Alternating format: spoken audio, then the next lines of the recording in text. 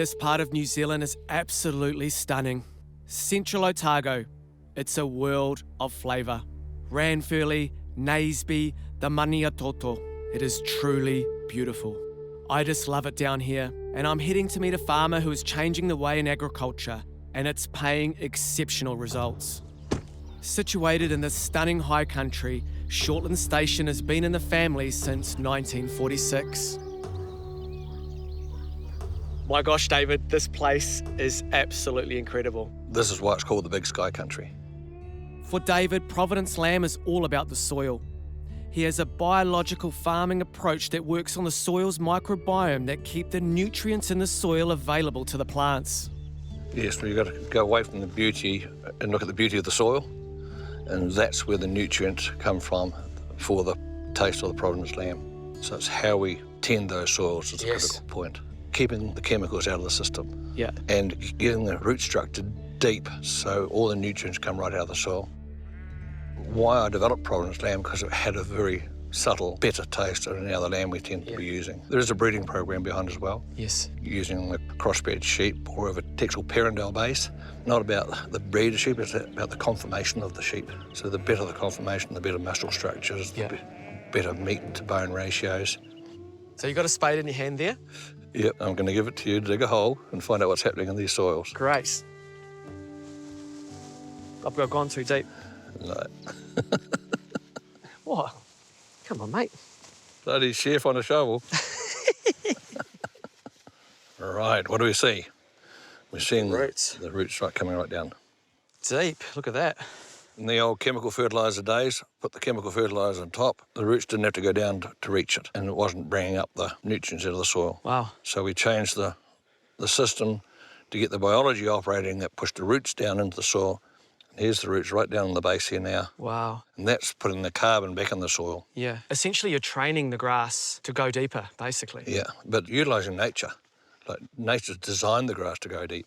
The farmer's been seen as a bit of a devil with his farming practices, but here we are environmentally proactive. Yeah. Feeding the chemical fertiliser on top, they didn't need to go deep. Made it lazy. It made it lazy, yeah. Nothing worse than a lazy farmer.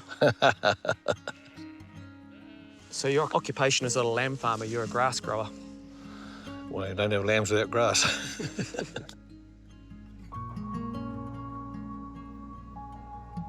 Like wine, when you taste the lamb from here, you taste the provenance of it. You taste lamb from this soil. Yeah. There's not many suppliers that say that, and I really like it. And it's opened up a different perspective for me because, you know, beef is beef, and we talk about, oh, is it Wagyu, is it Hereford, what is it? You know what I mean?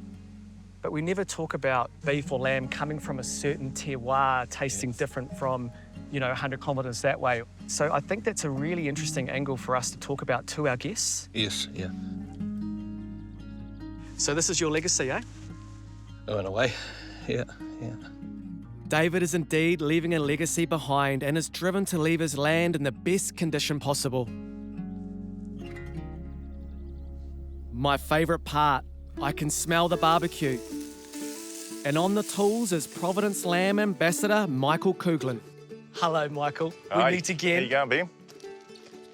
How's Good to things? see you. Yeah, very good, thank you. Thanks for cooking. It's normally me doing this, so You're welcome. get a You're day welcome. off. So what are we cooking today? We've got some lamb belly, also got a top side that we're going to use, and the go-to is a lamb rump or a French rack, Yes. and they equate to about 3 or 4% of the animal. Yeah. And if we want to be really and truly sustainable, we actually have to learn to use the whole animal. 100%, and we need to inspire the home cooks too. Yeah. This roulade basically has got the merguez sausage that we've made from lamb, and we've rolled up the belly around it. That's immaculate. It's been tied with string to hold the shape and then formed in glad wrap, and we've actually sous vide this one. But I'd recommend for those that don't have a sous vide, it's not necessary. You can actually just slow cook it. Add some asparagus, couscous, pickled fennel for added texture. How's that looking? Yeah, no, that looks pretty good, actually. I've done the same dish, just done in the oven there, 3 hours around 110 degrees, and then just take it out of the tin foil and then crank the oven up for 10, 15 minutes just to get a bit of a char on. And there we have it. Simple. Delicious. Look at that. Okay, so what's next? This looks really interesting, this cut. Okay, well, this cut here, this is the lamb top side, so it comes off the leg. And the good thing about this has a fat cap on, so you could easily cut through this as a steak Yes. and leave that, you know, and appreciate that as you would do a rump. You're talking a lot about chefs here and how chefs can prepare this lamb, but Joe Public, can they order this lamb from somewhere?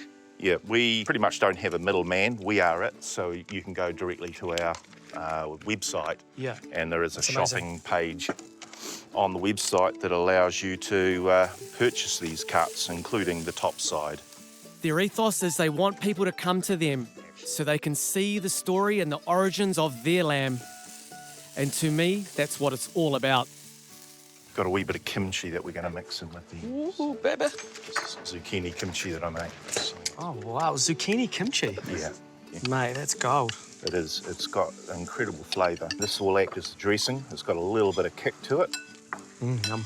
Miso creamer, just basically sour cream, some miso. Yeah. A little bit of lemon juice. It's got that lovely umami Oh, I'd never thought aroma that. to it. That creaminess enhances that savouriness of the lamb. Yum. Yeah, That's beautiful. yeah, I think we need to get the boss man back in. yeah, let's do. In my moment. This is all your hard work. 72 years are on these plate. What do you think? Fantastic. I just think it's so important to teach people how to use the secondary cuts, you know? Yeah. Like, that is better than any lamb rack. I know. It's interesting because it has got texture and flavour. All right, so this is the top side. Like a hot knife through butter. All right, dive in, guys. Oh, that's good. Wow, it's absolutely Beautiful. delicious. So this is the future, this cut, I think, for us at the restaurant. It's yummy. Well, this epitomises New Zealand. The great New Zealand lamb story. Yep. You guys are right at the top.